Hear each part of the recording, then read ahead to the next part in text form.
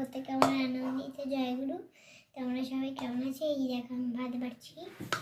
শ্রদ্ধা ভাত বাড়ছে, দেখো গরম গরম ভাত। শ্রদ্ধা প্রত্যেক দিন আমাকে বেড়ে দেয়, পাপাকে বেড়ে দেয়, তাই তো? আচ্ছা, শ্রদ্ধার একটা নিয়মিত ডিউটি, মানে ও ভালোবাসে করতে, সেই জন্য ডিউটি হিসেবে নয়, ও ভালোবাসে পাপাকে, মাকে, সবাইকে খেতে দিতে ও খুব ভালোবাসে, তাই তো? আর আমার বেগুন ভাজা খুবই ভালো, খুব ভালো লাগে না? খুব গরম গরম রয়েছে না? আচ্ছা, প্রথমে আছে বেগুন ভাজা। আমি বেগুন ভাজা দিয়ে শুরু করি।